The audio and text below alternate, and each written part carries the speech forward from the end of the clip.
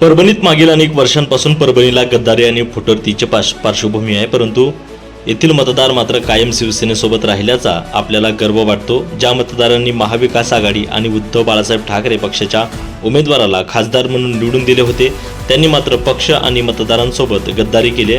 त्यामुळे मी मतदारांची क्षमा मागतो आणि परभणीकरांनी महानगरपालिकेत आमची सत्ता आणली त्याबद्दल धन्यवाद देतो।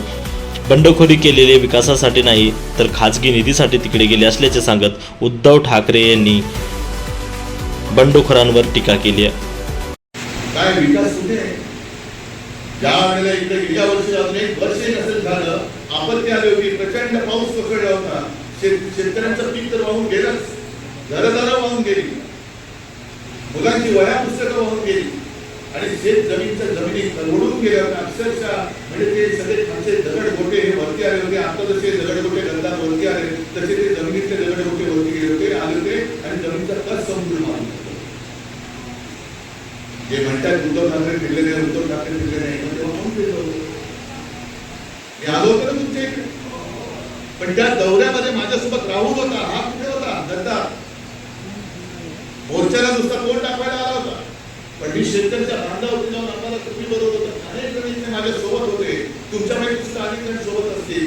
आपण शेतकऱ्याला जाऊन भेटलो होतो, बांधावर जाऊन भेटलो होतो, त्यांच्याबरोबर बोललो होतो आणि मग तिथून आपण मागणी केली होती की शेतकऱ्याला संपूर्ण कर्ज मुक्त करा। त्या कुठल्याही दौऱ्यामध्ये हा गद्दार नव्हता। उद्धव ठाकरेंनी आमच्याकडे लक्ष द्यायला पाहिजे होतं। मला पत्रकारांनी विचारलं, म्हणजे बरोबर आहे, जर लक्ष दिलं असतं तर तुमच्या भानगडी आम्हाला कधीच कळले असते। लक्ष नाही दिले, माझी चूक झाली, लक्ष द्यायला पाहिजेच होतं, पण यापुढे तुम्ही लक्ष द्यायचं। हा जो तुम्ही माझ्याकडे चाबूक दिलेला आहे आसूड, महात्मा ज्योतिराव फुलेंनी जो म्हणताय शेतकऱ्याचा आसूड, तसा आसूड आहे आणि हा चाबूक तुम्ही मला दिला, पण मी तुमच्याकडे परत दिलाय, कारण हे चालवण्याचं काम तुम्ही करायचंय, हे चालवण्याचं काम तुम्ही करायचं। म्हणजे तुम्ही आतापर्यंत ज्याला प्रेम दिलं त्या प्रेमामुळे माजले आणि काही जणांची लायकी नसते, प्रेम ज्यांना परवडत नाही ना ते गद्दारी करतात। आणि जर का विकास निधीसाठी पक्षांतर केलं असेल तर मी काम सुद्धा म्हणतो झाला।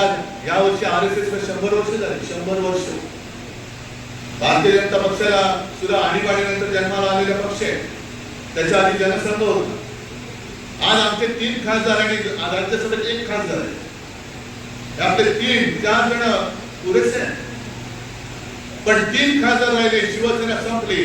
तर सगळ्या व्याख्याने मी सांगू इच्छितो की जोपर्यंत शिवसेना प्रमुखांनी हिंदुत्वाचा विषय हाती घेतला नव्हता तोपर्यंत भारतीय जनता पक्षाची आज जगातला सगळ्यात मोठा पक्ष होता, त्याच्यावर आता काँग्रेस जनता पार्टी मोठी झालेली आहे। आणि त्यावेळेला फक्त भारतीय जनता पक्षाचे 2 खासदार होते, 2 अडवाणी उभे नव्हते राहिलेले आणि स्वतः अटल बिहारी वाजपेयी निवडणूक हारले होते। तेव्हा खरंच भाजपला मुठबाजी देऊन मोकळे झालो असतो तर बरं झालं असतं, पण आपण भोळी माणसं, हिंदुत्व हिंदुत्व हिंदुत्व, आमचं हिंदुत्व वेगळं हिंदुत्व आहे, आमचं हिंदुत्व हे राष्ट्रीयत्व आहे। पण जो या देशाला आपला मानतो तो मुसलमान असला तरी आमचा आहे, हे आमचं हिंदुत्व आहे। आणि मी नेहमी जे सांगतो की आमचं हिंदुत्व कसं आहे, आम्ही जय शिवराय पहिलं बोलतो, कारण छत्रपती शिवाजी महाराज हा आमचा देव आहे आणि तुळजाभवानी आहे, हर हर महादेव म्हणतो, जय श्रीराम पण म्हणतो, पण आमचं हिंदुत्व हे हृदयात राम, हाताला काम आणि शेतकऱ्याला शेतमालाला दाम हे देणारा आमचं हिंदुत्व। पण यांचे 2 खासदार राहिले होते। एक देशातली पहिली निवडणूक 1987 साली कारल्याची पोटनिवडणूक, जी फक्त हिंदुत्वाच्या मुद्द्यावरती लढवली गेली आणि जिंकली गेलेली पहिली निवडणूक असेल, ज्याच्यामुळे नंतर स्वतः शिवसेना प्रमुखांचं 6 वर्ष निवडणूक लढवण्याचं तर सोडाच, पण त्यांचा मतदानाचा अधिकार काढून घेतला होता ती निवडणूक। आणि मग यांचे डोळे उघडले।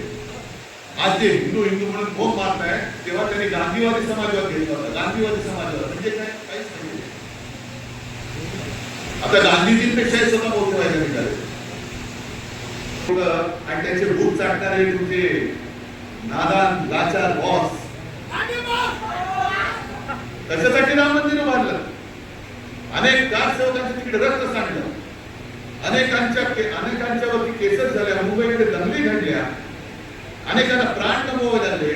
पण तेव्हा सुद्धा शिवसेना होती, शिवसैनिक होते, बाळासाहेब होते, म्हणून मुंबई सुरक्षित राहिली.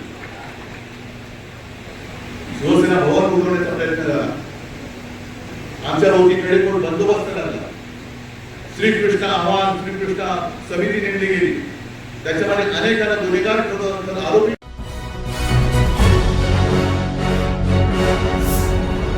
Thanks for watching Ekmat Digital.